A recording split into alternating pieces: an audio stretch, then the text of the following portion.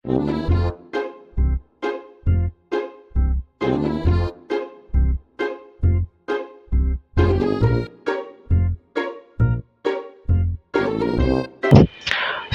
warahmatullahi wabarakatuh. Perkenalkan, nama saya Ahmad Ridwan dengan NIM 241220090. Saya berasal dari Prodi Teknik Informatika, dan pada kali ini saya akan menjelaskan atau membahas tentang peran kita sebagai mahasiswa dalam membangun kembali peradaban Islam melalui ilmu pengetahuan.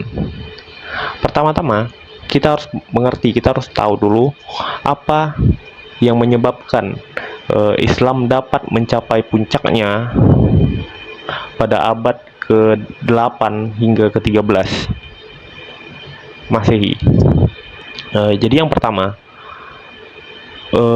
penyebab utamanya yaitu semangat menuntut ilmu yang tinggi dan gerakan penerjemahan karya Yunani, Persia, dan India secara masif. Dan yang kedua, dukungan khalifah seperti Al-Ma'mun yang membangun Baitul Hikmah di Badkhah sebagai pusat riset dan perpustakaan terbesar di dunia.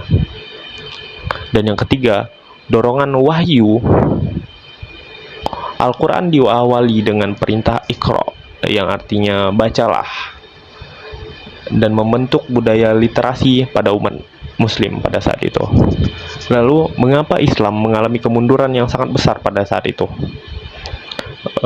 Ada beberapa faktor yang menyebabkan kemunduran yang sangat besar.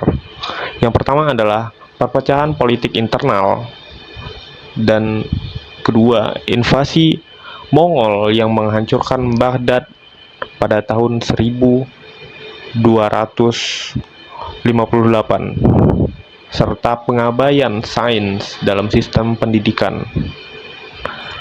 Lalu bagaimana upaya kita dalam membangkitkan kembali Islam ke masa-masa keemasannya? Hal itu dapat dilakukan dengan mengintegrasi ilmu umum dan ilmu agama dalam pendidikan Islam. Kemudian menghidupkan kembali budaya riset dan beralih dari sekedar konsumen teknologi menjadi produsen teknologi. Selanjutnya kita akan membahas tentang pandangan Islam tentang ilmu pengetahuan dan teknologi atau IPTEX. Islam memandang IPTEX dengan sangat-sangat positif. Ada beberapa prinsip dasar yang menjadi penentu, menjadi faktor mengapa Islam memandang IPTEX dengan sangat positif. Yang pertama adalah ilmu berasal dari Allah. Setiap penemuan adalah penyingkapan ayat-ayat Allah Subhanahu wa Ta'ala. Dan yang kedua, IPTEX harus dipandu akhlak. Teknologi bersifat netral, bisa untuk maslahat atau mafsadat tanpa etika. Sains melahirkan senjata biologi, hoaks algoritma, dan krisis iklim. Dan yang terakhir, alam harus dikelola secara bertanggung jawab, karena kita adalah khalifah di bumi, yang berarti penjaga, bukan perusak. Selanjutnya, mengapa menuntut ilmu dan mengamalkannya merupakan kewajiban bagi setiap muslim? Yang pertama, Al-Quran adalah wahyu pertama kepada Nabi Muhammad SAW. Bukan perintah sholat, melainkan Iqra atau bacalah. Allah memulai Islam dengan perintah literasi. Dari hadis, Rasulullah SAW bersabda, yang artinya menuntut ilmu wajib bagi setiap muslim, laki-laki maupun perempuan. Tapi ilmu tidak cukup jika hanya untuk diketahui. Ilmu harus diamalkan. Ilmu tanpa amal seperti pohon tanpa buah. Sebagai mahasiswa, nilai akademik saja tidak cukup. Kita wajib menerapkan ilmu dalam kontribusi nyata bagi umat. Kemudian ada beberapa contoh sederhana bagaimana kita sebagai mahasiswa dapat berkontribusi membangun peradaban Islam melalui ilmu pengetahuan.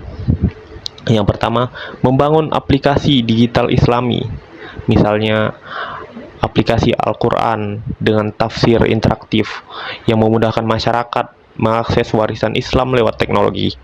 Yang kedua, proyek teknologi ramah lingkungan sebagai wujud tugas kekhalifahan menjaga bumi. Contoh kecilnya, sistem deteksi sampah berbasis AI sederhana. Dan yang terakhir, mengadakan diskusi rutin, mingguan atau bulanan yang menghubungkan nilai Islam dengan dunia teknologi, sains, dan karir untuk masa depan. Intinya, kita tidak perlu menunggu menjadi tokoh-tokoh besar untuk melakukan perubahan. Mulai dari hal kecil dari sekarang, akumulasi kontribusi mahasiswa di seluruh Indonesia akan menjadi fondasi kebangkitan peradaban Islam. Sekian dari saya. Assalamualaikum warahmatullahi wabarakatuh.